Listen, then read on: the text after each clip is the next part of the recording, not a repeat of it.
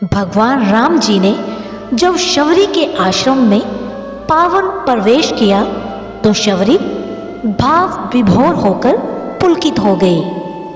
इस प्रसंग में गोस्वामी तुलसीदास जी ने आध्यात्मिक जिज्ञासुओं के लिए अनेक संदेश और गंभीर अर्थ भर दिए हैं।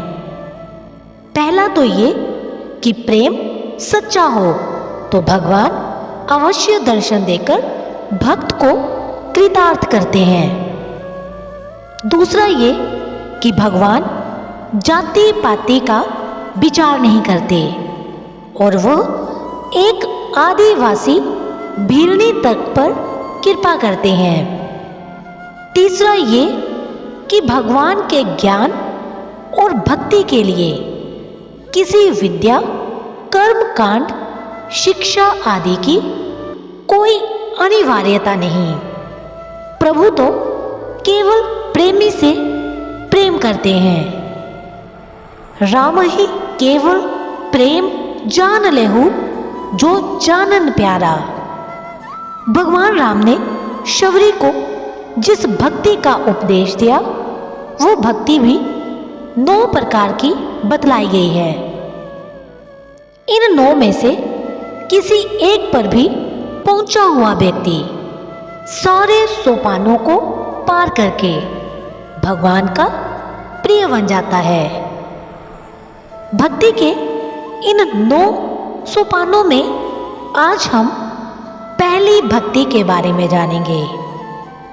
भक्ति के इन 9 सोपानों में सर्वप्रथम सोपान सत्संग को कहकर ये स्पष्ट किया गया है कि भक्ति की पुस्तक का पहला पाठ सत्संग में पहुंचना है और दूसरा पाठ सत्संग में पहुंचकर वहां हो रहे मेरे गुणगान में रुचि लेना है।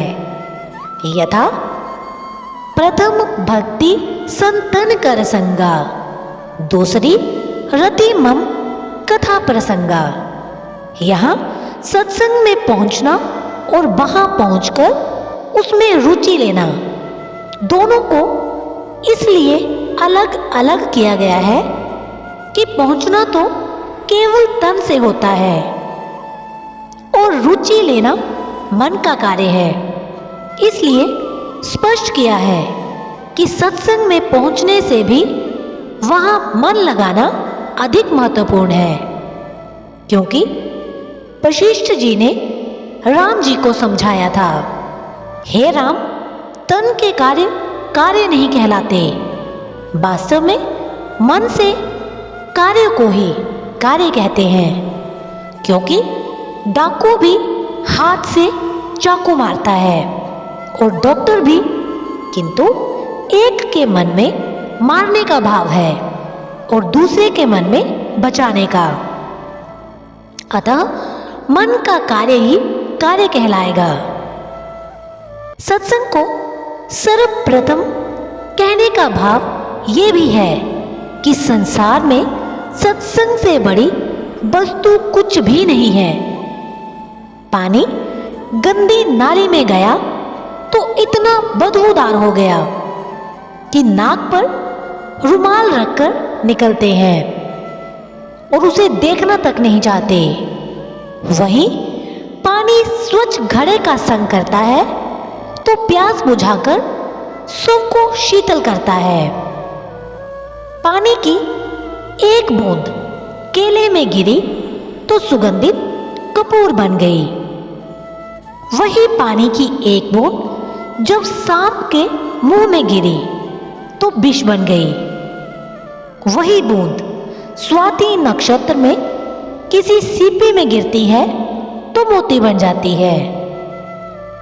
किसी कवि ने ठीक ही कहा है, कदली सीप भुजंग मुख, स्वाति एक गुण 3, जैसी संगति बैठिए तैसो ही फल दीन। गोस्वामी तुलसीदास जी ने स्वयं एक स्थान पर स्पष्ट किया है कि स्वर्ग और समस्त लोकों के सारे सुख भी एक क्षण भर के सत्संग के सुख के बराबर नहीं हो सकते। तात स्वर्ग अपवर्ग सुख, धरे तुला तुल ना ताही सकल मिले। जो सुख एक लव अंग सत्संग।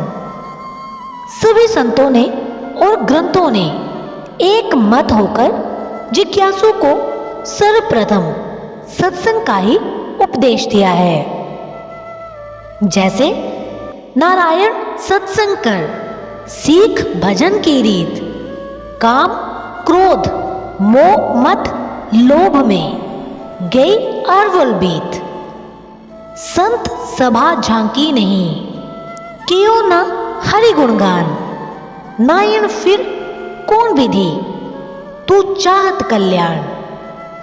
कबीरदास जी भी कहते हैं, कबीरा संगत साधु की, हरे और की व्याधि। संगत बुरी असाधु की, आठों पहर उपाधि। संत वाणी सत्य शास्त्रों और ग्रंथों में डंके की चोट पर एक स्वर में कहा गया है कि सत्संग के बिना जिज्ञासु की गाड़ी आगे नहीं बढ़ेगी, क्योंकि संसार सागर से पार उतरने के लिए सत्संग ही नाव है। शंकराचार्य जी यही कहते हैं, क्षण मिह सज्जन संगति रेखा, भवती भव अर्णव तरणी नौका। सत्संग से चलकर ही जिज्ञासु गुरु कृपा से मुक्ति तक पहुंचता है, क्योंकि सत्संग से माया का असंग होता है, असंग से मोहनाश, मोहनाश से ज्ञान में दृढ़ता, और ज्ञान में दृढ़ता ही जीवन मुक्ति है। इस प्रकार सत्संग से ही जिज्ञासु आगे बढ़ता है, सद्गुरु तक पहुंचता है, जिससे आगे का मार्ग मिलता है, जो जीवन मुक्ति की अवस्था तक पहुंचा देता है। दोस्तों, ये था भक्ति का प्रथम सोपान। भक्ति के दूसरे सोपान के बारे में हम अगली वीडियो में जानेंगे। ऐसी ही वीडियो सुनने के लिए चैनल को सब्सक्राइब और बेल आइकन को प्रेस करना मत भूलना। और वीडियो पसंद आई हो तो इसे ज़्यादा से ज़्यादा लोगों के साथ जरूर शेयर करना।